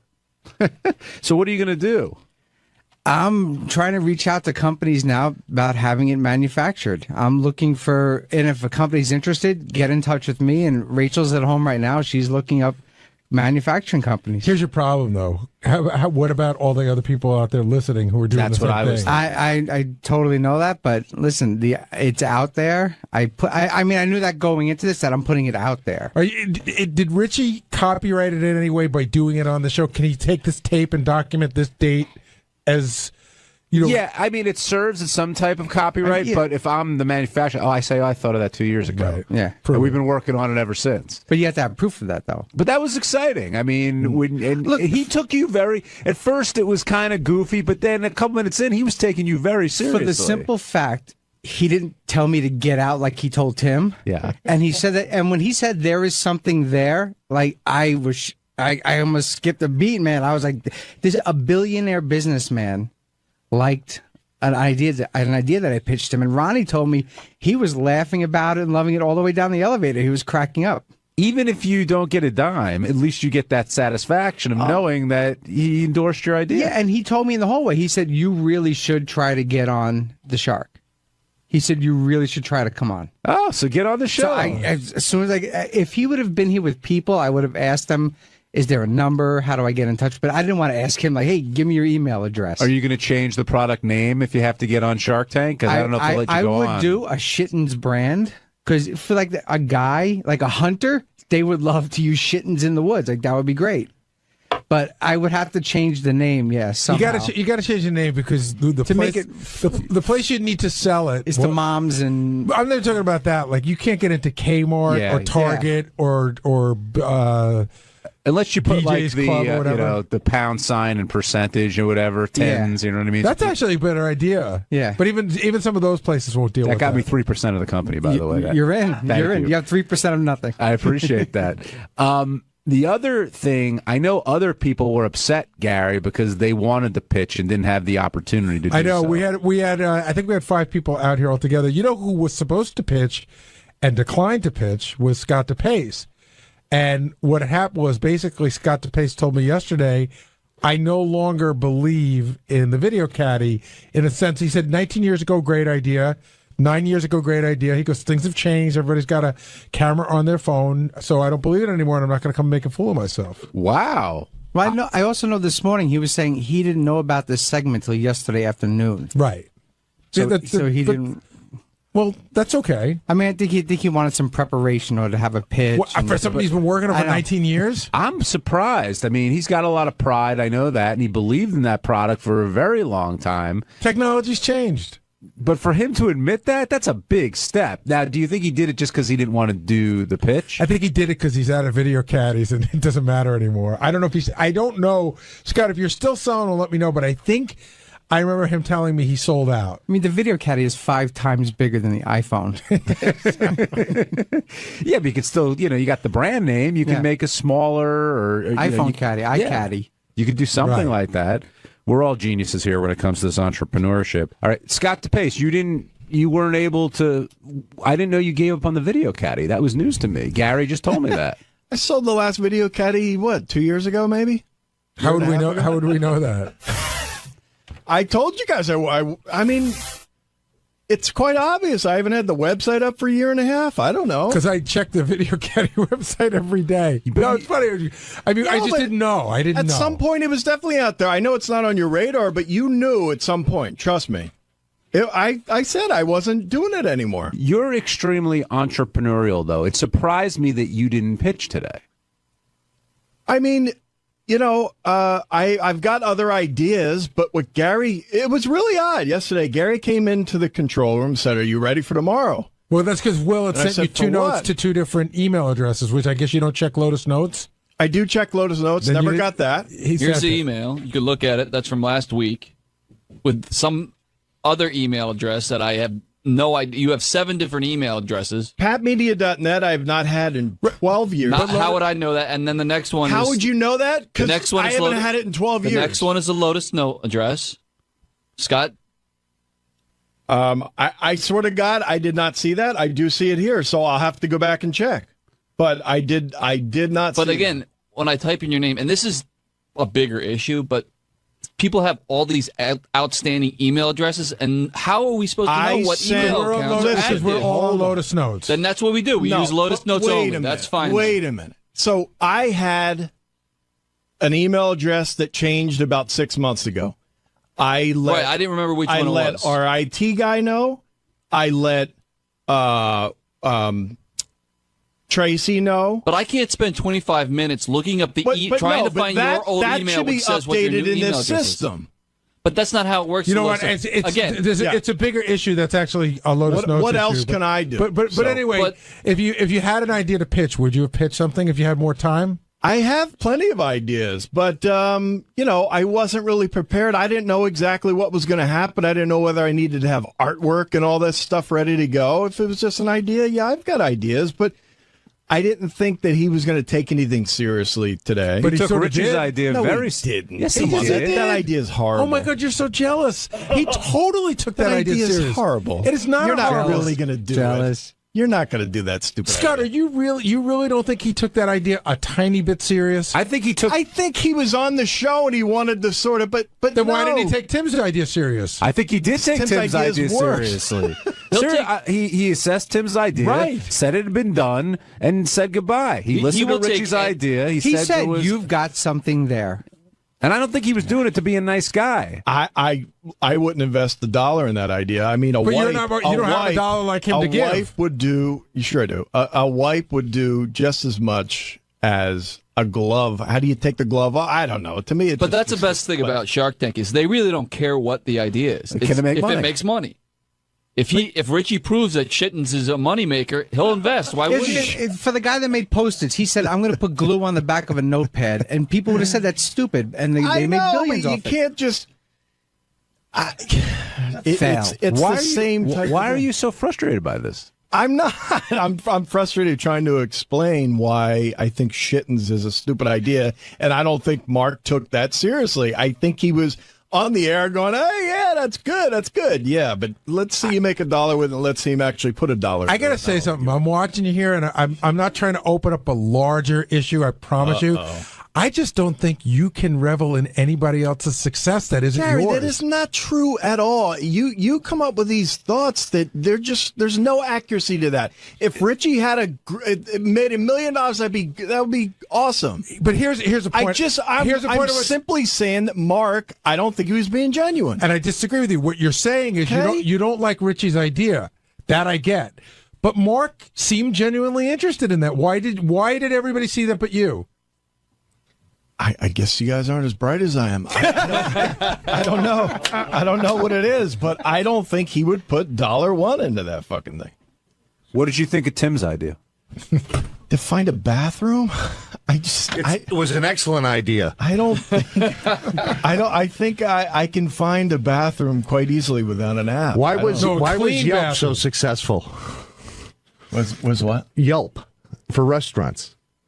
But you're getting a review. You don't review a bathroom, how clean it was. No, I think that's what Tim is saying, that people are taking pictures and reviewing the bathroom. Here's a clean bathroom in a 25-foot vicinity. Well, listen, I mean, I could shit in a porta-john. My wife does want a clean fucking place, so maybe there is something to it. I don't know. I wouldn't invest in it. Tim, were you discouraged at all? I know you've put a couple bucks into this. No, not at all. Not at all. It just propels, and I love challenges. And let's follow through with this thing and see where the challenge goes. Where did you come up with this idea? It wasn't from the incident here. Well, no, it was. I was thinking about this, and I went online and I looked at a couple of things, and I saw what they were, and I saw how the ugly meter took off. I saw how Yelp worked. I saw that there were applications on the web or on iTunes and so forth that were, that identified restrooms, but this has other layers to it and other services to a potential user. So I thought, why not? What other? I mean, I know you don't want to give away the tricks of the trade, but what other services could it possibly have?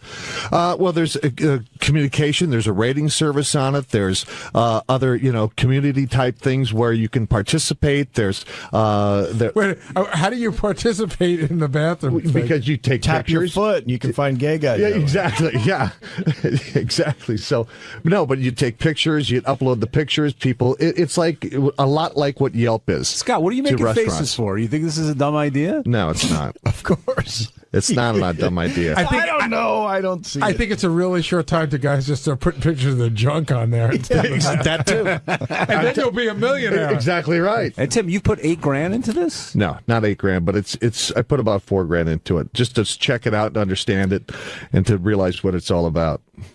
You should talk to me. I've got plenty of good app ideas. How did the video caddy do? Why did you use any of them? Yeah, because I'm too ballsy to invest $4,000 like he did. I mean, I'm not ballsy enough. Right. Sorry.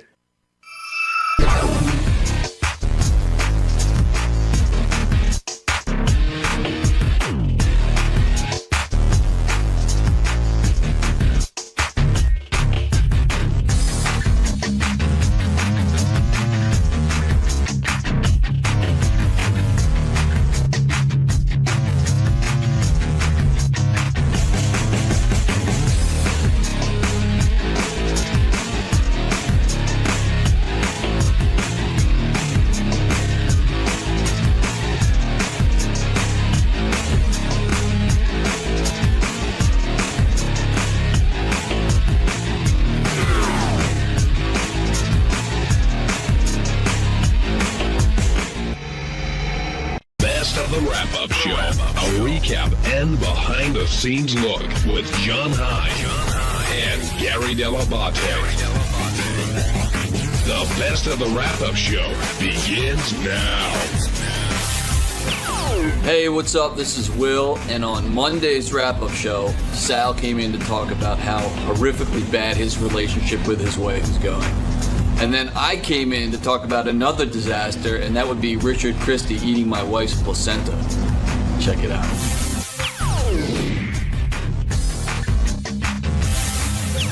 Let's turn to you, Sal. You spent a lot of time in the studio today, and why do you get that look on your face? It was a lot of times.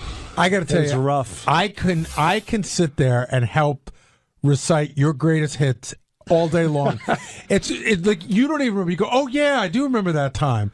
You know, yeah. You fascinate me on that level.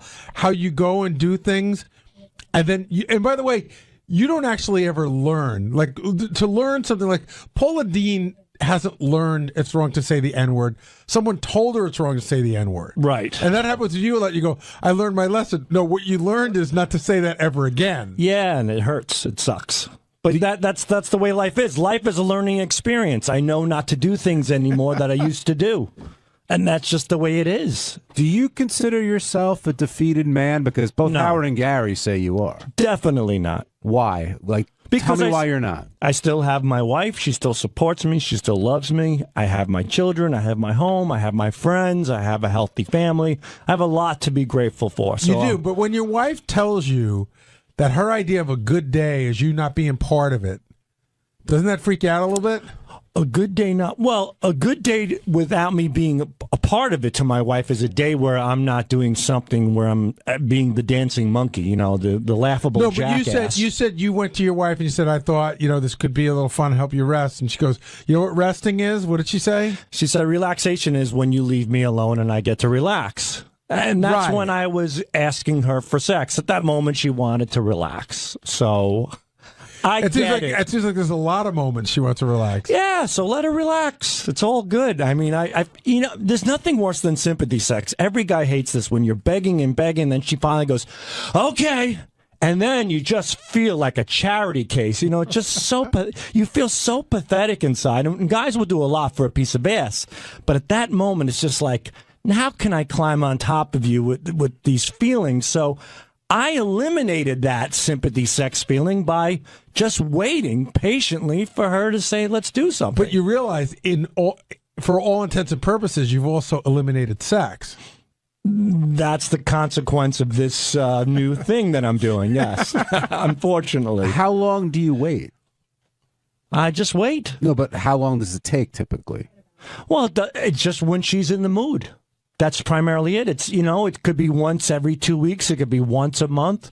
But when it's there, at least it's genuine. And do you think it's because of the kids and the dog, you just don't have time? Or do you think she doesn't really want to have sex with you? I think it's because of everything else. It's because she has a busy day with the children, you know, with the dog, with the shopping, with the laundry, with keeping the house clean. She does a lot. She's on the PTA. So, you know, when she's ready for me, she's ready for me. And you know what? It's believe it or not, it's fine by me. It's okay. Why did you have such a tough time coming up with your favorite sexual position?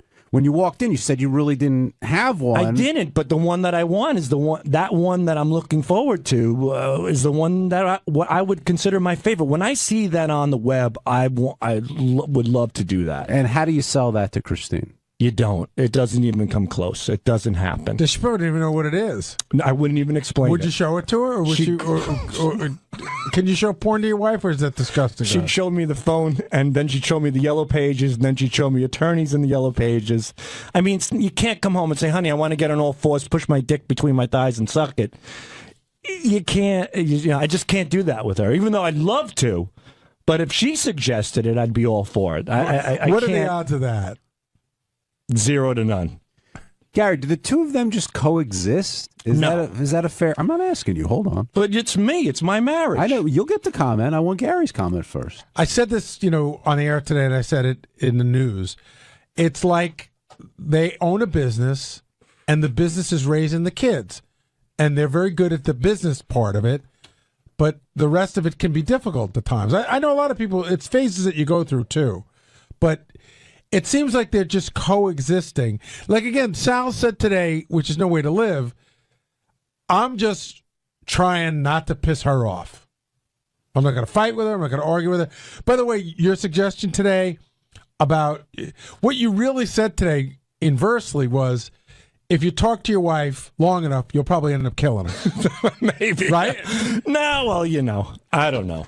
I don't want to piss her off, and she doesn't want to piss me off, so we get along great. That's it. That's a good marriage. I've had so many people come up to me when we've had the downs and said, look, you have to do this, you have to do that, go to therapy. Half of those people are divorced. I'm still going. Hey, marriage is hard work. We all know Anybody that. could walk down an aisle. The hard part is making it work. Well, like you said, You know? Sal, every question that Howard asked you about your relationship, your answer started with 18 years of marriage. I mean, you must have said that like 10 times. We know you're married for 18 years. Badge of honor. And, hey, it's something you should definitely be proud of. Yeah. But do you feel that your marriage has gotten better over time, or have you Yes. just kind of settled into it? Considering what we've been through, we've prevailed. And yeah, I think our marriage is really, really good. And I'm proud of So what our are the marriage. things that you guys do for yourselves without the kids? Like we'll go to dinners, I guess, from time to time. We really don't do much without the kids. They're here for the summer with us. They're not going to camp. So Your kids, I mean, I remember I only have 2 and you have 3. That's your kids are at a tough age. Like, you think little kids are tough, but then when they get older, there's a whole other set of issues you got to deal with them going here and going there. Yeah. And then it just becomes like a fucking taxi. Yeah, the worrying, it just never ends as far as the worrying, and there's always something new. There's always some new dilemma. There's always something. But, we don't do much alone, but we don't mind it. We rather do things as a family. What about giving up your man cave, Sal? You talked about that today. I know that was tough for you, but did you do it for the kids? Did you do it for Christine? Because the way you described the bedroom, that sounds like her bedroom, not, your bedroom. It's her bedroom. And, she wanted to buy furniture. I said, do it. She goes, I'd rather you be with me. I think it's my fault. I said, go ahead and do it. I left it up to her.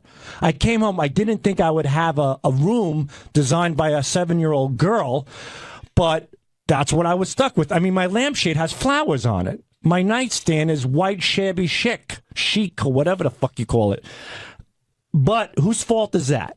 In the old days, I might bitch about it. Today, I say, hey, I should have gone to the furniture store. But why is it too late to say, hey, I mean, I see how this turned out. Could we do this or that? Like, you do have a say in this. But why bother? Why? Because clearly it bothers you. It doesn't. Really? It doesn't bother me. I sleep in the bed. The sheets are clean. I have my nightstand. Granted, it looks like it should be, for a chick. When I was on Wall Street, my boss came into the house to see the house.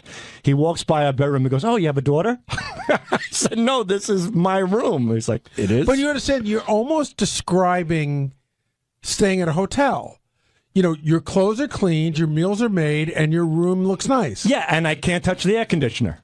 It's, it's adjusted. Well, one day we're laying in bed, and my wife's like, did you touch the air conditioner? I go, no. I know better. I know my role is to sleep, shower, bring home the bacon. That's it. And you know what? It works. We get along. We do laugh. We do conversate. My therapist said I have to talk more to her, get involved in her life, and I do it, and it's interesting. But Sal, do you think it works because you're doing everything that she's telling you to do? I think it works because I want to make it work any way I can. That's it. Rob in Jersey, you're on the wrap-up show. Hey, how you doing? Long-time listener. Hey, Sal, you ever see Shawshank Redemption? There's that term in there called institutionalized. That's what it sounds like your marriage is. It sounds like you're institutionalized. Like you just go through the motions every day. And I don't know, I think you guys should maybe seek out a little counseling or something. We went to counseling once, and I broke down. I cried hysterical as soon as we got to counseling. I had so much in me. I just lost it. And I don't want to paint her to be bad or anything, but she just found that comical. She started laughing. And I think it was a way of maybe cushioning her feelings. Right. But considering what you guys went through, do you think one attempt at counseling was enough? No, but we got in the car, and she goes, $300. I could have bought a nice pair of jeans for that. See, but that should be talked about in counseling. Right. That a nice pair of jeans is more important than your relationship. And we did, and we went back like 3 or 4 more times, and I just felt like maybe the counselor wasn't good, but I felt like that wasn't working. I don't want to go too deep, but did you feel that way, or did she feel that way, and that influenced you? With the counseling? Yeah. Oh, I'm the one who put my foot down and said it must happen in order for this. No, about the counselor not really working. I think it was did you feel it wasn't working, or did she get in the car every time and go, this is a waste of money, I could be spending it elsewhere, and that influences you? She said it once or twice, so maybe subconsciously it influenced me without me realizing it, but I felt after 4 times myself personally that it really wasn't working. Give us a call as we move on to Richard's desire to eat Will's wife's placenta, which apparently is going to be fulfilled, Gary. Yeah, I thought the hardest part of this equation was getting Tracy to agree to give him the placenta, but no problem. Yeah. I mean, she's not keeping it. Tracy Murray, team player. So, but there are. I've heard people who have taken them for whatever reason. They freeze them, and well, for cancer purposes. Because, God forbid, like somebody needs a blood transfusion or whatnot, there's a particular, I'm not a doctor, but there's particular cells in there. If you save the placenta and, God forbid, something happens to your child, you might be able to utilize the placenta to help your child out. Sal, I know you're not a doctor, but does this placenta thing, like, are you good with it, or does it gross you out? It's horrible, disgusting, but it's great. I mean, I can't believe he's going to do it. The thing is that I love to cook, so we discussed that I'm going to possibly make placenta marinara for it. And if I can turn the placenta into a delicious dish, that would be quite an accomplishment. But doesn't that disguise the taste of the placenta with your sauce and everything else? Yeah, but if you're taking shit and putting it in a pan and you can make it delicious, that's something else. John, would you eat it with marinara? No, I wouldn't eat it without or with. Ronnie, where do you come in on this placenta eating? Are you grossed out by it, or you think it's kind of cool? No, I think it's weird. I'm sorry. Even for Richard? Even for Richard. He won't eat it raw. He told me that. He will not eat it raw. Like, he wants it cooked or prepared somehow. I've cooked for Richard before, and he loves my cooking, so he asked me to please cook it for him. So what's weirder, eating placenta or drinking squirt juice? Wow. Oh, stop it. There's no comparison. You would go for what, Ronnie? The squirting. What are you kidding me? Skunk squirt? Skunk squirt? Oh, did you say? I thought you said skunk. Jackass. I don't know why I heard the word skunk. I thought well, you look at your eyes and you wonder why. Squirt. Yeah, squirt in a heartbeat. I'd guzzle down a squirt over eating a placenta. Will, Tracy was up for this, no problem? Yeah, she said yes pretty much immediately, and then I think she started to think about it a little bit, and she was a little more apprehensive, but I said, let's talk to the doctor, let's see if it's even a possibility, because they'd have to freeze it, because this is most likely going to happen over this break. Mm-hmm. But I think she's up for it. Are you up for it? Yeah, I don't care. I mean, I think it's disgusting on Richard's part, but I don't think there's any kind of weirdness between. There's supposed to be a thing where the dad is supposed to eat the placenta. Because I'm not eating the placenta. No, but it's supposed to bring you closer to it. I never fully understood the whole eating placenta thing. Plus, I always think, like, Richard has this, like, Forrest Gump quality to him. Like, whenever he's, attached to somebody, they have good things happen to them. So I'm hoping maybe it means good things for the You're going to have to freeze it? Well, we're going to have to do something with it. You can't leave it out for 2 weeks. So here's what you do. You take an ice tray. Yeah. And you pour it into an ice tray, put it in the freezer. Okay, and then when we come back, But it's not a liquid, Ronnie. Yeah. Whatever. It's almost like a. It's almost like a. I know what it is. You can still pour it into an ice tray. And why would I do that? Make little ice cubes out of it, and this way. Popsicles. You put it in his beer and let him drink it. See, so I'm reading here, Kim Kardashian's eating her placenta, and that the mom is supposed to eat She'll the eat placenta. anything. Right. The placenta. Yeah, look at her ass. It says that it may help prevent postpartum. Oh. That's one of the reasons why. Well, Richard will never get postpartum. That's great. Right. The other thing added that benefit. And it also helps the mammary cells to make milk, which would be great if Richard starts to squirt milk. The other thing that Richard said, though, which really took me aback, was he said he'd have his pinky cut off. What a nut. For what? For the show. Like eat it. Well, half of it, he said. He cut half of it But off. what was the reward supposed to be? Like, how much would he do it for? There was no reward. He said he'd be willing to do it. That's illegal, right? We can't cut off his pinky, can we? If it's an accident. Sal, even you find that That's strange. crazy. But he would do it. He would cut off his own pinky. He loves to entertain himself. Anything. Yeah. He really is up for anything. I would have to think that that given, if we said, okay, go cut off your pinky, he'd have to give that another thought. I think he did already in the back room with me for a little bit. He's like, I'm not sure about that pinky one, buddy. I guess for a couple of bucks, I guess I'd do it. Gary, how'd it feel to break out the trumpet once again? I was surprised I was able to get anything to come out of it. That was great. You usually I have to exercise my lip. All right, what's worse, Ronnie? Would you suck Gary's mouthpiece after blowing into that trumpet, or eat a placenta? I'd suck the mouthpiece. Ooh. We might have a game here. And I get that. Listen, you go to a bar, you make out with a chick, you don't know where she's been. Yeah, but her mouth doesn't smell like an asshole. And not funny, that yours does. Not that yours does. But the tips of these instruments, you've smelled them before. I mean, they're horrible. Well, you clean them. I haven't cleaned them. Remember your Halloween mask? How it would just smell like a rotten old twat, like it's on your face all day? Thanks for listening, everybody, to Wrap Up. On Tuesday's wrap-up show, I went in to talk about how we should freeze the placenta and make it into ice cubes or meatballs or whatever you want to do with it, and drop it into his either his soda, his beer, Richard's beer, and let him drink it. And I also dropped some cool sex stories that I talked about, so you got to check it out.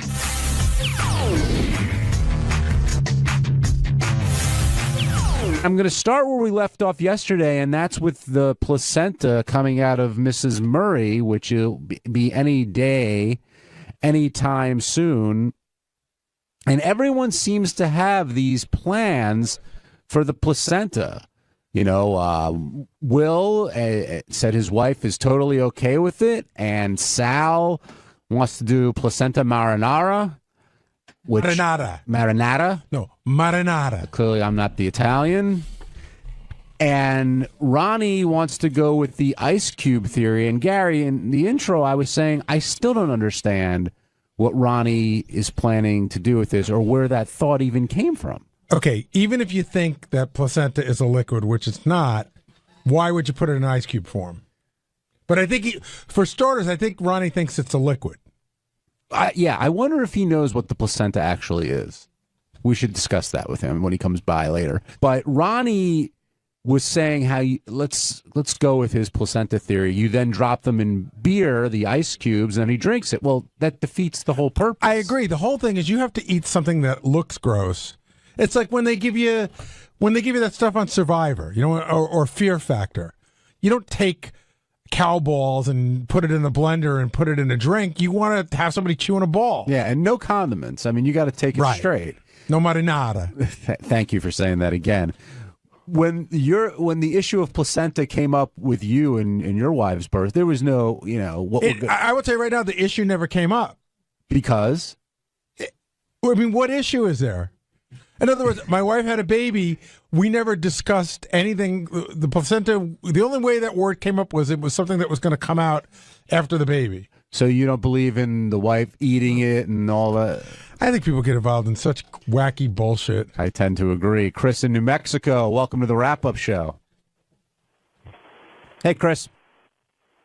Hey, John, how are you doing? Doing okay. What's on your mind?